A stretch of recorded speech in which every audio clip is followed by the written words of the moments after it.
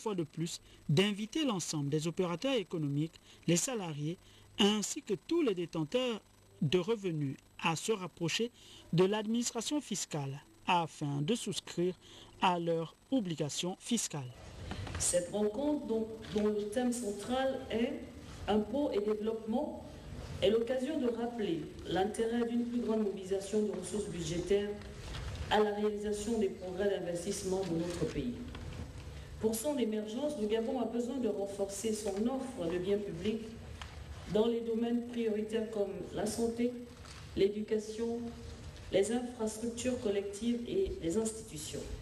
Au cours de cette journée, les membres du gouvernement ont eu droit à une visite des stands, journée qui s'est ensuite poursuivie par un exposé sur le thème impôts et développement. Alexandre Barrot-Chambrier, le ministre des Mines, du Pétrole et des Hydrocarbures, était quant à lui dans le Moyen-Ogooué où il a visité en compagnie du ministre délégué au budget Guy-Bertrand Mapangou le site pétrolier de Morel et Prom. Jean-Raoul Badinga, Arnaud Mingué, Le Point. Le ministre en charge des mines, du pétrole, des hydrocarbures et le ministre délégué auprès du ministre du budget, Guy-Bertrand Mapangou, sont allés découvrir les activités du troisième producteur gabonais de l'or noir, Morel et Prom. Nous avons pu constater que le niveau de production est appréciable au niveau des champs qui sont dans cette zone de Koukal, près de 20 000 barils par jour, et de partager les problèmes qui concernent la préservation de l'environnement, les questions de brûlage de gaz, les problèmes de ressources humaines, avec la nécessité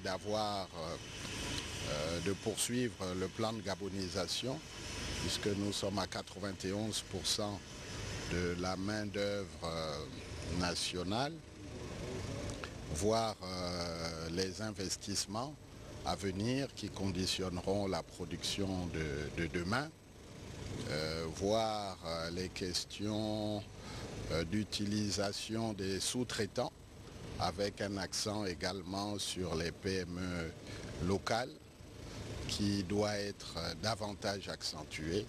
La séance de travail avec l'administration de la société a tourné sur bien de points: production, défis géographiques, topographiques, défis techniques, défis humains. Nous attachons particulièrement beaucoup d'intérêt à ce que toutes les activités, aussi bien de forage que d'exploration et d'exploitation, soient menées dans la propreté et suivant les critères environnementaux que nous avons décidés. La délégation gouvernementale a visité le centre de production du champ pétrolier Onal, un champ qui s'étend sur 140 km, emploie 850 personnes, 10 nationalités différentes, mais également les populations locales, dans le cadre de la lutte contre la pauvreté. Le ministre de l'Équipement était, lui, dans le Wolintem. Le professeur Léon Zouba a visité le réseau routier d'Oyem, Bitam, Minzik et Medoune. Les précisions avec nos reporters Léa Bifana et Richard Moubiwa. Dans les villes de la province du Wolintem, les voiries sont malades et ont besoin d'un traitement immédiat. À Oyem, Bitam, Minzik, le diagnostic est le même. À certains endroits, la situation se complique, comme ici, au quartier Est, dans la commune de Bitam, où cet effondrement a pénalisé la circulation dans cette zone. Sur le terrain de l'inspection, le ministre de l'Équipement préconise de remédier à cette situation. Une ville comme Bitam nécessite un assainissement important parce qu'elle est sur une plateforme et en dessous il y a les cours d'eau. Donc il faut un assainissement de tout le réseau routier avant d'en faire les voiries. Donc cela aussi il en est de même pour Oyem. Donc je crois que nous avons fait là un état des lieux, nous allons le présenter au gouvernement. Et nous aurons les instructions pour justement réhabiliter toutes ces voiries parce que c'est des villes très très habitées, des villes où une concentration humaine est assez importante, aussi économique, et sur le temps, ce sont des villes frontalières. Le département du Haut-Komo à Medoune souffre également de l'épidémie du réseau routier en mauvais état. Cette route située à 4 km de la frontière avec la Guinée équatoriale est réduite en piste, rendant ainsi les circulations inaccessibles dans ce tronçon. Un pont s'impose ici. Dans presque tous les départements du Gabon, la route n'est pas hyper favorable. Et ce d'autant plus que pendant pratiquement on a perdu 2 campagnes. Vous savez que c'est des campagnes d'entretien routier. Ces campagnes reposent sur un entretien soutenu, mais pour des raisons sociales que vous avez vécues, que vous avez connues comme nous, le personnel pour des sauts d'humeur, a fait en sorte qu'on perd pratiquement 2 campagnes. Et pour cela, les routes, malheureusement, ont connu une dégradation très avancée. Des efforts sont attendus sur ce tronçon qui n'a plus reçu la visite des engins des TPE depuis plusieurs années. Le département du Haut-Thème a également reçu la visite du ministre de l'équipement, le professeur Léon Zouba.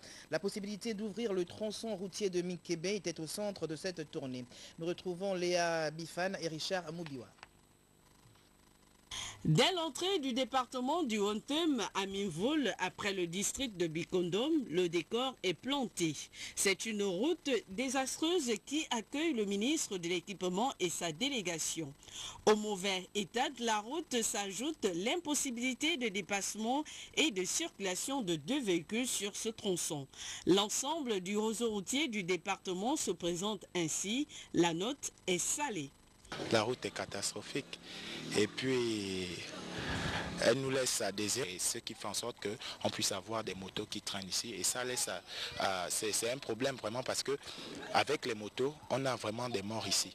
Arrivé ici à Minvoul, on dirait que nous ne sommes plus au Gabon, donc les routes sont vraiment très mal. Je pense qu'on n'a pas de situation normale au niveau des routes de Minvoul.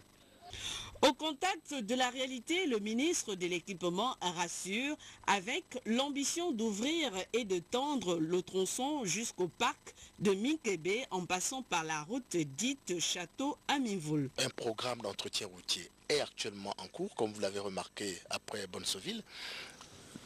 L'entretien routier a repris et cela va faire tout le contournement, le triangle jusqu'à Minvoul. Notre présence à Minvoul a aussi été motivée par le fait que le gouvernement, sur un seul chef de l'État, insiste et a décidé d'ouvrir la zone de Mikébé, l'accès à cette zone et surtout la sécuriser. Donc nous, le but c'était avec les techniciens voir le tracé de la route du Haut-Thème pour rejoindre le Guévindo, aussi bien par la frontière ou encore par l'intérieur.